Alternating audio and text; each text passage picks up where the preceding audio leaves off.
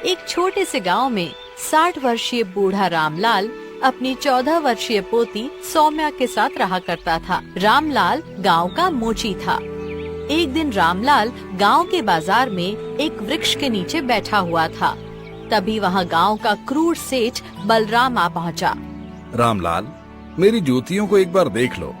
कुछ दिनों से ये पहनने में बहुत चुभ रही हैं। इतना कहकर बलराम ने अपनी जूतियां उतारकर रामलाल को दे दी। आपकी जूतियों का चमड़ा नकली है सेठ बलराम। सर्दी का मौसम आने वाला है, इसीलिए ये सिकुड़ गई है और आपको पहनने में समस्या हो रही है। मैं इसे कुछ ही देर में ठीक कर देता हूँ, लाइए। इतना कहकर रामलाल जूतियों की मरम्मत करने लगा और कुछ देर बाद उन्हें सेठ बलराम को पकड़ा दिया। अरे वाह रामलाल, पहले तो तूने मुफ्त का ज्ञान दे दिया कि मेरी जूतियों में नकली चमड़े का इस्तेमाल हुआ है, लेकिन फिर भी कितनी आसानी से तूने जूतियां ठीक कर दी।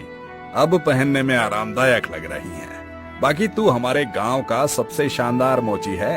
इतना कहकर बलराम वहाँ से जाने लगा। तभी रामलाल झिझकते हुए उससे बोला, सेठ बलराम, तुम्हारी जूतियों की मरम्मत करते हुए मैंने इसमें थोड़ा सा असली चमड़ा इस्तेमाल किया है, जो कि बहुत ही महंगा आता है। मैं उस चमड़े का धन नहीं मांग रहा, लेकिन जो मेहनत मैंने की है कम से कम वो तो देते जाओ। ये सुनकर सेठ बलराम बुरी तरह से क्रोधित हो गया और उसने एक जोरदार लात रामलाल के मुंह पर मारी। इस गांव में किसी की हिम्मत नहीं होती मुझसे धन मांगने की, और तू मुझसे धन मांग रहा है? हाँ? अरे तुझे इस गांव में मोची का काम करने दे रहा हूँ, यही तेरे लिए बहुत है। आइंदा अगर तूने मुझसे धन मांगा ना तो तेरा बहुत बुरा हाल करूँगा। हाँ। इतना कहकर सेठ बलराम वहाँ से चला गया। रामलाल के मुंह से खून निकलने लगा और उसकी आंखों में आंसू आ गए। कुछ देर बाद रामलाल अपने घर चला गया। रामलाल के मुंह से खून निकलता देख उसकी पोती सौम्या चौंक गई। दादाजी, आपके मुंह से खून निकल रहा है, आपको चोट कैसे लग गई? रोते हुए रामलाल ने सारी घटना बताई। ये सुनकर सौम्या की आंखों में आंसू आ गए। उस निर्दयी बलराम को आपके ऊपर अन्याय करने में बिल्कुल भी शर्म नहीं आई। आप तो उसके पिता की उम्र के हैं। आज के जमाने में संस्कार बिल्कुल खत्म हो गए हैं सौम्या। काश मेरा बेटा जीवित होता तो सेठ बलराम की हिम्मत नहीं होती मुझे इस तरह से अपमानित करने की। मैंने उसकी जूतियों पर मेहनत से काम किया और बस केवल अपनी मजदूरी मांगी थी, पर उसने मजदूरी देने के बजाय एक लात मेरे मुंह पर मार दी। इतना कहकर रामलाल फूट फूट कर रोने लगा। सौम्या की नजर अपने दादा के पैरों पर गई, जिसमें छाले पड़े हुए थे। दादाजी, चिंता मत कीजिए, समय सबका बदलता है, हमारा भी बदलेगा। कुछ देर बाद रामलाल चुप हो गया और सिर झुकाकर बैठ गया।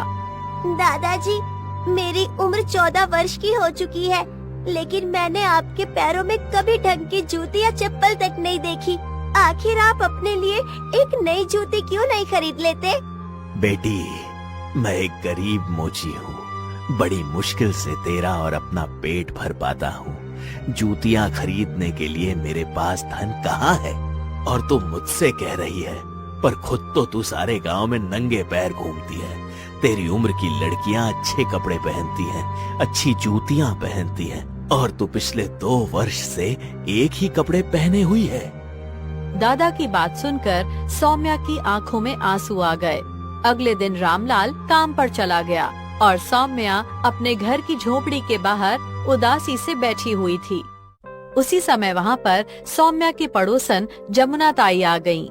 पूरे गांव में केवल जमुना ताई ही रामलाल और सौम्या से हमदर्दी रखती थीं। क्या बात है सौम्या, आज तेरे चेहरे पर उदासी क्यों झलक रही है? अरे तेरी उम्र की लड़कियां तो इस उम्र में हंसती खेलती हैं। जो लड़की बचपन में ही अपनी माँ और पिता को खोकर अनाथ हो गई हो, उसके चेहरे पर हंसी कैसे आ सकती है ताई? आखिर हुआ क्या है? रोते हुए सौम्या ने सारी घटना बताई। कल दादाजी के चेहरे से खून निकल रहा था, मुझसे उनका रोना देखा नहीं गया। मैंने अपने दादाजी को कभी भी अच्छी चप्पल या जूतियाँ पहने नहीं देखा। मेरा सपना है कि मैं उन्हें अच्छी जूतियाँ खरीद कर दूं, लेकिन कैसे ताई? मैं कुछ करना चाहती हूँ, परंतु लड़की होने के कारण घर बैठने के अलावा कोई दूसरा काम भी नहीं कर सकती। इतना कहकर सौम्या रोने लगी। सौम्या को रोते हुए देखकर जमुना ताई का मन भर आया था और वो सौम्या से बोली, बिटिया रो मत, अभी तेरी उम्र कितनी है? तू बहुत हिम्मत वाली लड़की है, देखना तेरा भाग्य जरूर बदलेगा।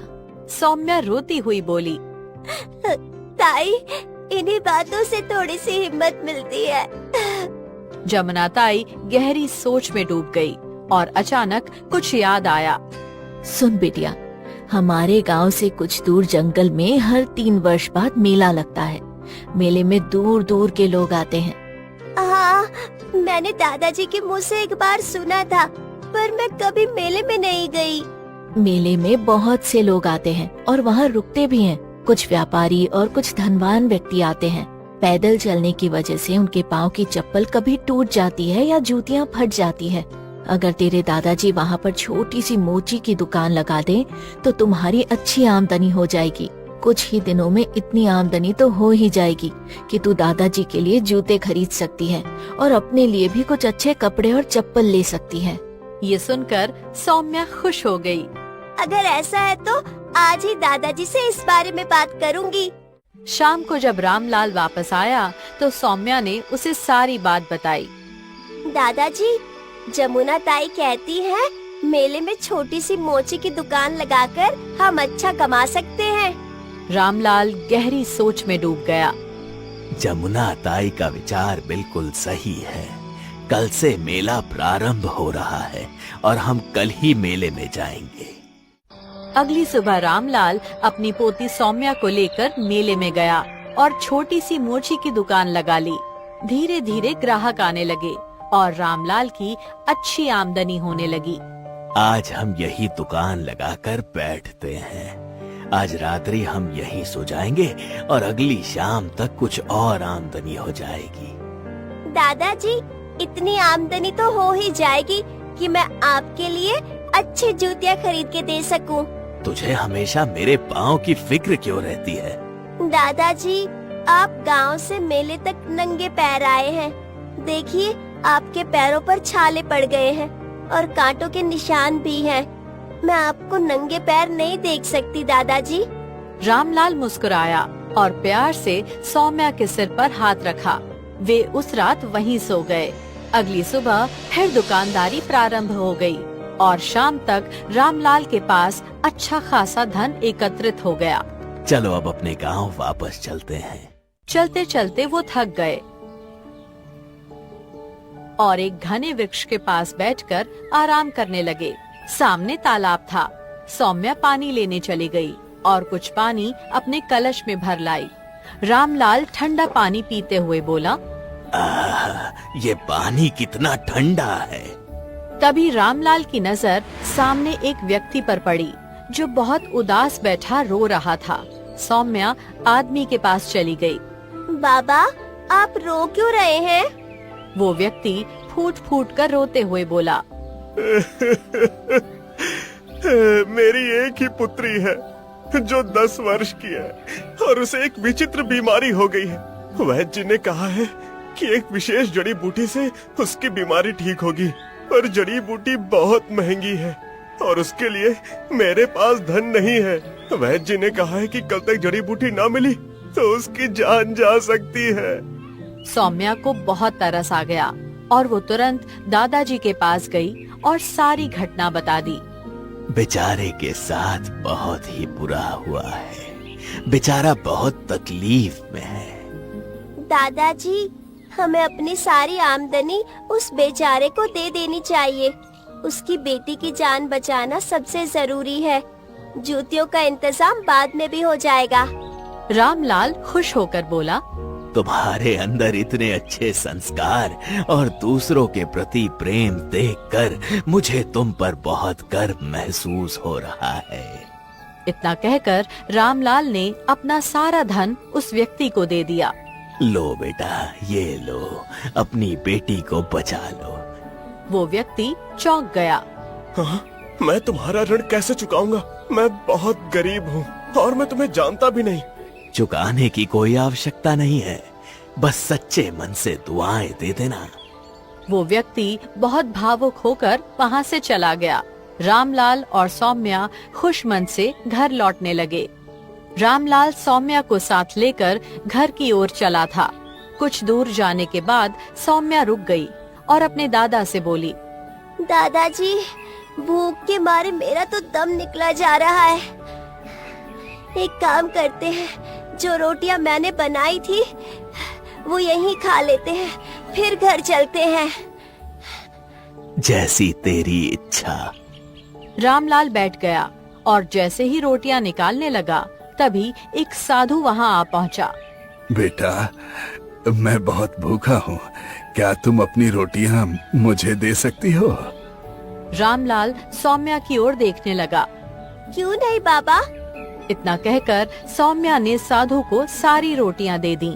साधु ने सारी रोटियां खा ली और मुस्कुराते हुए सौम्या से कहा, मैंने अभी देखा था कि तूने मेले में अपने दादाजी के साथ मेहनत करके अच्छी कमाई की थी, फिर भी तूने वो सारी कमाई किसी जरूरतमंद को दान कर दी। तू खुद भूखी थी, लेकिन जब तूने मुझे भूखा देखा तो अपनी भूख बुलाकर अपनी सारी रोटियां मुझे दे दी। तू गरीब है, पर तेरा आचरण बिल्कुल राजकुमारी जैसा है। साधु ने सौम्या का हाथ पकड़कर उसकी हथेलियों की लकीरें देखी और रहस्यमयी अंदाज में बोला, तेरे हाथों में तो राजयोग बना हुआ है। बहुत जल्दी तू किसी राज्य की राजकुमारी बनेगी। आप मजाक करते हैं साधु बाबा। मैं मजाक नहीं करता। इतना कहकर साधु ने मंत्र पढ़ा और उसके हाथ में अग्नि से एक हथौड़ी और एक सुई प्रकट हो गई। ये देखकर रामलाल और सौम्या दोनों हैरान रह गए। साधु ने वो हथौड़ी और सुई रामलाल को देते हुए कहा, इन्हें संभाल कर रख लो। इनसे यदि तू अपना कार्य करेगा तो तेरी पोती की किस्मत बदल जाएगी। साधु बाबा, मैं तो सोच रही थी कि अपने दादाजी के लिए अच्छी जूतियाँ खरीद कर लाऊं।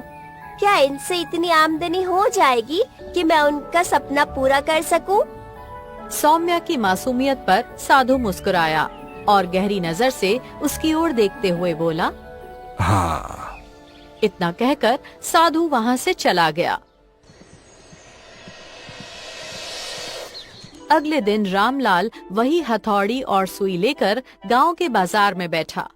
तभी उसके गांव का अशोक नाम का आदमी आया और बोला, रामलाल, क्या तुम मेरे लिए ऐसी जूतियां बना सकते हो जिससे मेरे पैरों का दर्द दूर हो जाए? कुछ दिनों से मुझे बहुत तकलीफ है। वैद्य ने कहा है कि आरामदायक जूतियां पहननी चाहिए।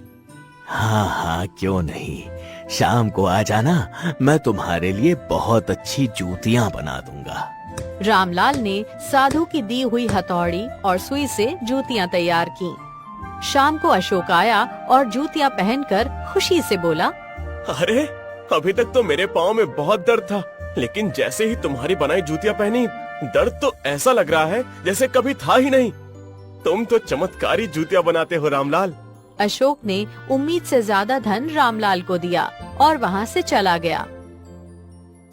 उसके बाद जो भी ग्राहक रामलाल के पास आता, उसकी बनाई जूतियों से उसकी कोई न कोई बीमारी ठीक हो जाती। लोग खुश होकर रामलाल को बहुत सारा धन देते और धीरे धीरे रामलाल की गरीबी मिटने लगी। टूटी फूटी झोपड़ी की जगह अच्छा खासा घर बन गया और सौम्या भी अच्छे वस्त्र और चप्पल पहनने लगी। एक दिन सौम्या ने अपने दादा को सुंदर जूतियां लाकर दी। दादाजी, ये जूतियाँ मेरी तरफ से। अब आप इन्हें पहनकर काम पर जाया कीजिए। देखना, गांव वाले आपको देखकर जल जाएंगे। सौम्या, मैं तो एक मोची हूँ और तू ऐसे कह रही है जैसे मैं इस गांव का राजा हूँ। मेरे दादाजी किसी राजा से कम थोड़ी हैं। दूसरी ओर सेठ बलराम गुस्से से अपनी हवेली के बागीचे में बैठा हुआ था। तभी उसका नौकर चंपक आ पहुँचा। सेठ बलराम, क्या हुआ? आपके चेहरे पर सुबह सुबह क्रोध के बादल क्यों छाए हुए हैं? तू तो ऐसे बोल रहा है जैसे तुझे कुछ पता ही नहीं है। देख नहीं रहा, आजकल हर जगह लोग रामलाल की ही प्रशंसा कर रहे हैं। जहाँ भी जाओ रामलाल रामलाल ही चल रहा है। ये सुनकर चंपक हंसने लगा। वो ठीक ही कह रहे हैं।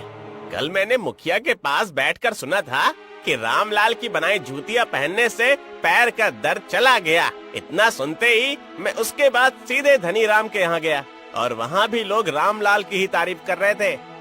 जो कुछ भी हो, पर मेरी नजर में वो 2 कौड़ी का मोची ही रहेगा। पर लोग उसे इतना सराहने लगे हैं कि मुझे डर लग रहा है कि कहीं उसे अगला मुखिया ना बना दे। मैं ये बर्दाश्त नहीं कर सकता कि 2 कौड़ी का मोची पंचायत का मुखिया बन जाए। चंपक गहरी सोच में डूब गया। अब क्या किया जाए? रामलाल पर नजर रखो। अगर तुम्हें कुछ भी संदिग्ध दिखे तो तुरंत मुझे सूचित करना, ठीक है? उस दिन से चंपक ने दिन रात रामलाल पर नजर रखना शुरू कर दिया। कुछ दिनों बाद वो सेठ बलराम के पास आया और बोला, मैंने देखा है कि रामलाल के पास एक हथौड़ी और सुई है। हैं? हथौड़ी और सुई? अरे वो तो हर मोची के पास होती है। जो हथौड़ी और सुई रामलाल के पास है वो पहले नहीं थी। मुझे ऐसा लगता है जैसे सारे चमत्कार उसी हथौड़ी और सुई का फल है। मुझे सबूत चाहिए। तेरे लगने न लगने से क्या होता है? मुझे 1 दिन का समय और दे दे। अगले दिन चंपक ने अपनी एड़ी पर पत्थर से प्रहार किया। दर्द सहते हुए वो रामलाल के पास चला गया। रामलाल, मेरी एड़ी में दर्द है। क्या तुम मेरे लिए ऐसी जूतियाँ बना सकते हो जिससे मेरी एड़ी का दर्द ठीक हो जाए? मैं वैद्य नहीं हूँ, मैं तो बस एक मोची हूँ। फिर भी देखो, मैं कोशिश करता हूँ। मैंने सुना है कि तुम्हारी बनाई जूतियाँ लोगों की बीमारियाँ भी ठीक कर देती हैं। इतना कहकर चंपक ने अपने जूते रामलाल को दे दिए।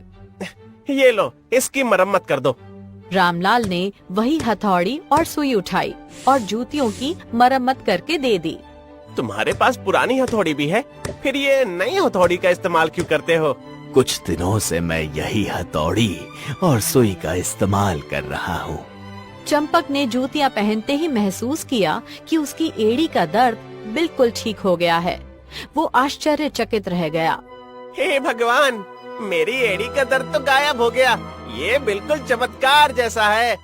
खुशी और आश्चर्य से भरकर चंपक ने तुरंत सेठ बलराम के पास जाकर सारी घटना बताई। सेठ बलराम चंपक की बात सुनकर क्रोधित हो गया। तो कल मैं उस हथौड़ी और सुई को रामलाल से छीन लूंगा। सेठ बलराम ने अगले दिन की योजना बनाने के लिए मन ही मन तैयारी शुरू कर दी। अगले दिन सेठ बलराम चंपक के साथ रामलाल की दुकान पर जा पहुंचा। रामलाल, मुझे तुम्हारा रहस्य पता चल गया है। तुम्हारे पास एक हथौड़ी और एक सुई है जो कि चमत्कारी है। उसी की वजह से तुम जो जूतियां बनाते हो या जो चप्पलें तुम मरम्मत करते हो, उनमें कुछ चमत्कार हो जाता है। अब चुपचाप वो हथौड़ी और सुई मुझे दे दो। अब से वो दोनों मेरे पास रहेंगी। जल्दी करो। ये सुनकर रामलाल चौंक गया और उसमें रोष भर आया। सेठ बलराम, ये हथौड़ा और सुई मेरे काम के साधन है। मैं इन्हें किसी भी कीमत पर तुम्हें नहीं दूंगा। मैं तुम्हें आखिरी बार कह रहा हूँ, वो हथौड़ी मुझे दे दो। इतना कहकर सेठ बलराम गुस्से से लाल हो गया और उसने चंपक की ओर देखा। ए चंपक, मारो इसे। ठीक है सेठ, जैसा आप कहें। चंपक ने बुरी तरह रामलाल पर वार करना शुरू कर दिया। सेठ बलराम भी हथौड़ी झपटने की कोशिश करने लगा। नहीं नहीं नहीं नहीं, मैं अपनी जान दे दूंगा, पर यह हथौड़ी और सुई तुम्हें नहीं देने वाला। रामलाल ने हथौड़ी को दोनों हाथों से कसकर पकड़ लिया। पूरा गांव उस क्रूरतापूर्ण तमाशे को चुपचाप देख रहा था। किसी में हिम्मत नहीं थी कि वो हस्तक्षेप करे। भीड़ में सेठ बलराम के क्रूर व्यवहार को देखते हुए जमुना ताई सौम्या के पास दौड़ी। सौम्या, जल्दी आओ, बलराम और चंपक तुम्हारे दादाजी को मार रहे हैं, जल्दी। सौम्या रोते हुए दौड़ी और अपने दादा के पास जाकर चिल्लाई। छोड़ो मेरे दादाजी को। आखिर मेरे दादाजी ने तुम्हारा क्या बिगाड़ा है कि तुम उन्हें इस तरह से पीट रहे हो? मुझे इसकी हथौड़ी और सुई चाहिए और ये नहीं दे रहा। भीख मांगने का इतना ही शौक है तो चौराहे पर कटोरा लेकर बैठ जा बलराम। तेरे बाप दादा का हम पर क्या कर्जा निकल रहा है? हाँ? ये सुनकर सेठ बलराम ने गुस्से में सौम्या की ओर हाथ उठाया ही था कि तभी जमुना ताई ने हिम्मत करके उसका हाथ पकड़ा और तेज आवाज में कहा, खबरदार, अगर तुमने इस लड़की के ऊपर हाथ उठाया तो मैं बर्दाश्त नहीं करूंगी।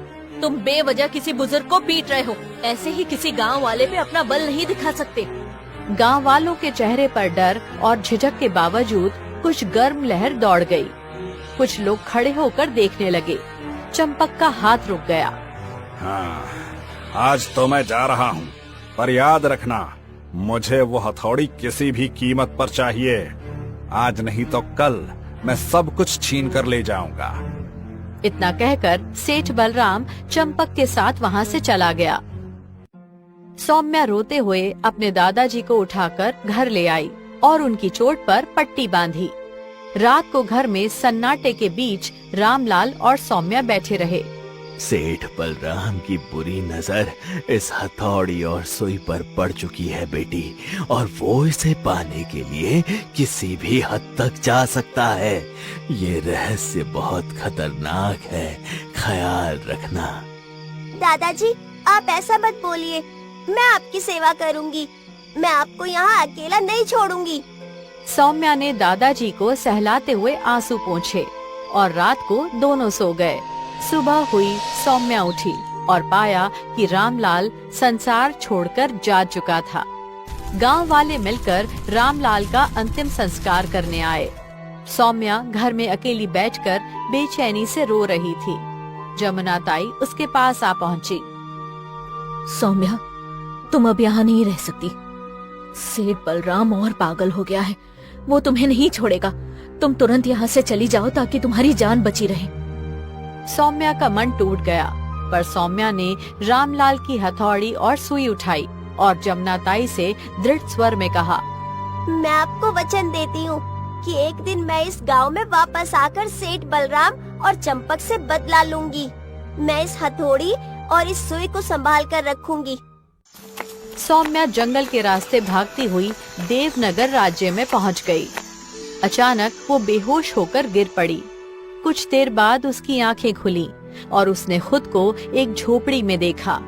झोपड़ी में एक बूढ़ी औरत बैठी हुई थी। मुझे तुम नगर की सीमा पर बेहोश मिली। आखिर तुम कौन हो मेरी बच्ची?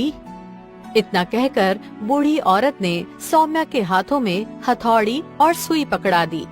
ये मुझे तुम्हारे पास से मिली, ये तुम्हारी लगती है। सौम्या को बूढ़ी औरत के चेहरे में अपनी माँ का चेहरा नजर आने लगा और वो रोते हुए सारी घटना उस बूढ़ी औरत को बताने लगी। तुम्हारे साथ तो बहुत बुरा हुआ। एक साधु ने तुम्हारी मदद की और बदले में तुम्हें ये चमत्कारी हथौड़ी और सुई दी। इसका गलत लाभ तुम्हारे दादाजी ने कभी नहीं उठाया और हमेशा लोगों की भलाई में लगाया। उसके बावजूद भी तुम्हारे गांव का वो पापी इसके पीछे पड़ गया। देखो, मैं एक बूढ़ी औरत हूँ, अकेली रहती हूँ। ना कोई आगे है ना पीछे, कोई संतान भी नहीं है। इसे तुम अपना ही घर समझो। तुम्हें यहाँ कोई खतरा नहीं है। अगर तुम्हारे गांव का सेठ बलराम यहाँ भी आ जाए, वो तुम्हारा कुछ नहीं कर पाएगा। उस दिन से सौम्या बूढ़ी औरत के साथ रहने लगी। कुछ दिन बाद सौम्या देवनगर के बाजार में मोची की छोटी सी दुकान लगाकर आने जाने वाले यात्रियों की जूतियां और चप्पल ठीक करने लगी। समय ऐसे ही बीतता गया। देखते ही देखते 5 वर्ष बीत गए। एक दिन बूढ़ी औरत सौम्या के पास आई। सौम्या बेटा, क्या तुमने देवनगर के राजा विक्रम का ऐलान सुना? कैसा ऐलान दादी? आज राजा विक्रम के पुत्र राजकुमार आदित्य के पाँव में समस्या हो गई है, जिसे कोई भी वैद्य ठीक नहीं कर पा रहा। राजा ने कहा है कि अगर कोई इसे ठीक कर दे तो उसे मुंह मांगा इनाम मिलेगा। तुम्हारे पास चमत्कारी औजार हैं, तुम चाहो तो ये कार्य कर सकती हो। सौम्या ने उसी दिन अपने औजार लेकर राजमहल चली गई। महाराज, मैं राजकुमार के पाँव की मोच ठीक कर सकती हूँ। कैसे? राजकुमार के लिए एक विशेष प्रकार की जूती बनाकर। अगर ऐसा हुआ तो हम तुम्हें मुंह मांगा इनाम देंगे। सौम्या राजकुमार के पास गई राजकुमार ने उसे देखा और उसकी सुंदरता पर दिल हार बैठा, पर वो चुप रहा। सौम्या ने राजकुमार के पाँव देखकर जूती बनाई। राजकुमार, आपकी जूतियाँ तैयार हैं। कृपया इन्हें पहन लीजिए। राजकुमार ने जूतियाँ पहनी। पिताजी, ये तो चमत्कार है। जूतियाँ पहनने के बाद मेरे पाँव का दर्द गायब हो गया। ऐसा लग रहा है जैसे कभी मोच थी ही नहीं। मांगो, क्या मांगती हो? पिताजी, मैं इस लड़की से विवाह करना चाहता हूँ। क्या क्या वास्तव में तुम विवाह करना चाहते हो? हाँ, मैं इससे विवाह करना चाहता हूँ पिताजी। सौम्या ने अपनी आंखें नीचे कर लीं। उसके दिमाग में साधु के शब्द घूमने लगे। तेरे हाथों में तो राजयोग बना हुआ है। राजकुमार आदित्य ने सौम्या से विवाह कर लिया। विवाह के बाद सौम्या ने बूढ़ी औरत को महल में बुलवाया। बूढ़ी औरत अब महल में आराम से रहने लगी। कुछ समय बाद सौम्या अपने सैनिकों के साथ अपने गांव पहुंची। गंगा ताई, तुम्हें याद है जब मैं जा रही थी तो मैंने वचन दिया था कि मैं अपने दादाजी का बदला जरूर लूंगी। हाँ, मुझे याद है। सैनिकों, जाओ, जाकर इस गांव के सेठ बलराम और उसके साथी चंपक को ले आओ। कुछ ही देर में सेठ बलराम और चंपक वहाँ खड़े हो गए। तेरी वजह से मेरे दादाजी की जान गई। मुझे माफ कर दो, मुझे अपनी गलती का एहसास हो गया है। नहीं, अगर एहसास करना है तो तू जीवन भर अपने साथी चंपक के साथ कारागार में रहेगा। सैनिक बलराम और चंपक को घसीटते हुए राजमहल ले आए। इन दोनों को काल कोठरी में बंद कर दो।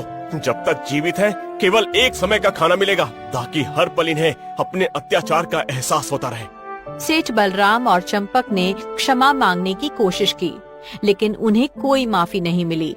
उन्हें कारागार में बंद कर दिया गया।